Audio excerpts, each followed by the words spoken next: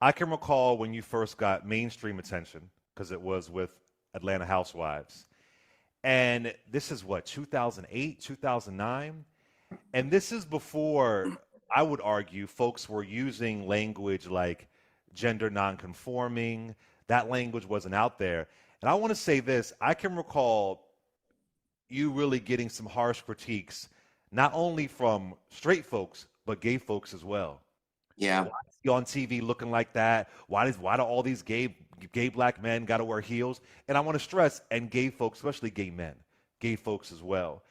And now the language has changed, which is really important. But you were like one of the few people doing that, especially in black spaces. So I want to give you your credit for that. But I'm Thank you. curious to know, back then, was it hard? Was it difficult to get the heat from straight folks that might be expected, but also folks in your own community who felt like you shouldn't be doing that on TV? It was very hard. You expected obviously from your straight counterparts, the straight side of the community, but for people in your own, in your own home front to be antithetical to who you are, when at the end of the day, honey, we are all considered the big F word to so many. It was hard. And I often tell people a lot that while we have grown into this new era of giving everything a name and a title, while I think it is important that we celebrate and honor our trans women and the trans movement, um, I grew up during a time when, and so many before me as well, the Kevin Aviances and the list goes on, where we didn't, to your point, there was no gender non-conforming. We just showed up how we wanted to, regardless of the ridicule, regardless of the hate, regardless of the arrows thrown. And we didn't have that thing called passing privilege. We didn't have that thing that a lot of my masculine performing friends that are in the LGBTQ community had. I wasn't trans, or I wasn't a back then femme queen, so I didn't blend. My idea was to never blend. That was nothing I ever wanted to do. And I'm not against anybody that chose to blend because that's how they wanted to live their lives. But we occupied a very gray area that had zero protection. Excuse me, that had zero protection.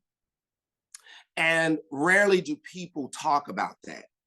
We were on the front lines before a trans movement. We were on the front lines before, um, you name it, because again, we were the ones out there loud, flamboyant, not giving a damn, marching to the beat of our own drums. You know, we were the ones that I believe that made people say, let me look into this.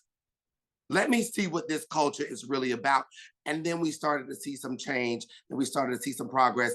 And I know this because one of my friends who is, he's a Black gay guy who works in corporate America. And he and I went out one night and he said, I have to tell you, he said, years ago, I remember being at my office and one of my friends, you know, decided to put a rainbow flag at his desk. And they didn't fire him necessarily for that. But once they saw that, a lot of problems, he started having a lot of problems. And later he was excused from his job. Fast forward years and years later, he tells me, he said, and now that same company, my same company, celebrates and give donations to during Pride Month. He said, and I know that only happened because it wasn't for us, because we were hiding. We were hiding who we were. So it wasn't because of us. And it wasn't the girls that became women, the trans women that chose to blend and live their lives as women. It wasn't because of them. It was the girls that walked out in the middle of the daytime and chose to live authentically and march to the beat of their own drums. And that is one thing that I love about ballroom because when I got in ballroom back in 2008, I saw a lot of people that looked like me. I Right. come under, I came up under my sister, Christian Balenciaga, my sister, London Derishlu or London Miyake Muglea. I come under Thaddeus, Gorgeous Gucci. No, these were individuals that were what we call now gender nonconforming, but we didn't in our world we saw it as that was our normal, that was our normal. You know what I'm saying? And I credit ballroom so much for giving the stage, giving the space to be free and to be celebrated and to be affirmed in such a way that the world would never deem us, including the LGBTQ community. Um, so yeah, it's a lot there that we could go into and dissect, and at some point, I'm sure we will. And also, you've had an incredible career acting. I mean, Empire Star, and then the United States versus Billie Holiday. I mean, Yeah. I'm curious. After you leave Atlanta Housewives, were you?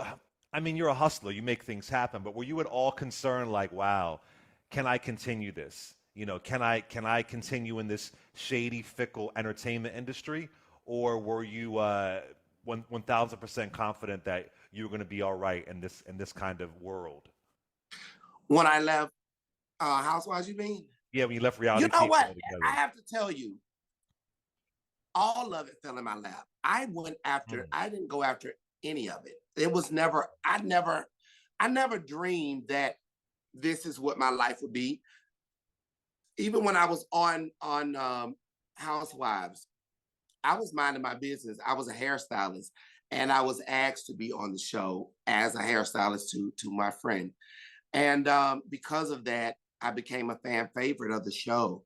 And because of that, Andy Cohen grew a liking to me and wanted to do more with me. And that's how I was offered my show Fashion Queens, where I met Bevy Smith and my friend Derek J. We did our thing on there, and we became a late night sensation. It was a very successful show that ran for 3 seasons. We broke record numbers. And because of that, Lee Daniels was a fan of our show, Fashion Queens, and he was interested in working with me.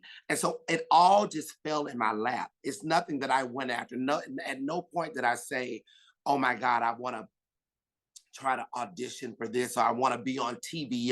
That was never it. That was never it. I honestly, I have to, I always say, I'm sorry. I'm it's all so right. sorry. So my phone. I always say I was literally minding my business. I was literally marching to the beat of my own drum. I was I was really being authentic, because again, I didn't think any of that stuff was possible. And even to this day, every new opportunity that I get, I am still very hesitant about being so celebratory about it. Because again, I think it's kind of that PTSD thing where, for so long you were told you wouldn't be able to be this thing. Even when I left Housewives, there were a lot of naysayers. Oh, child, well, she ain't gonna be able to do nothing, honey. That's the only place you can go in there and be as gay as you want, all this kind of stuff. And it was whatever. What saved me is the fact that I was in the beauty industry, because it was the beauty industry where I found exactly who Miss Lawrence was. That is where Miss Lawrence was founded. It didn't come from me deciding to call myself Miss Lawrence. My Black queens that I serviced for 20 years started calling me Miss Lawrence, and we had such a love and appreciation for each other. And, it was that thing that I nurtured and I gave my all to. I shared my gifts. Everything that God gave me, I gave it back tenfold to those that came up under me. And I think it was because of that that God made room and opened these other doors for me, because it is true testament that your gifts will make room for you, and you will end up walking on a journey and walking in a purpose that you had no idea was intended for you. And I think a lot of it, and I always share this anytime I speak, it was because I stayed true to myself, because it is also written, to thine own self be true. Because if you're not true to yourself, if you're not true to who God brought you here to be, how can he recognize you to bless you? Mm-hmm. You know, we can't show up as imposters and do his work. Mm. I We love that. can't do that. You have to show up as your divine self. Don't try to fit this thing that the church tells you you have to be, or that society tells you have to be. And not to turn this into a sermon, but God uses the least of thee. He wants you to come. When they say come as you come as yourself. Get your assignment, and then you go back out there as yourself and you do his work. And I have no doubt that is why I've been able to do and accomplish the things that I've accomplished, which blows my mind to this day. The fact that I'm able to have a ball called the Purpose Ball, bridging the gap, where I've created categories that is inclusive of not just the LGBTQ community, but straight people are welcome to walk. Ballroom, period, is somewhat of a sanctuary because all is welcome. Yes.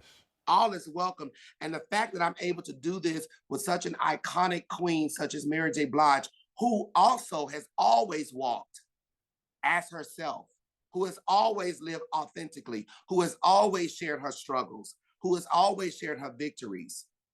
The stars have aligned for us to do this.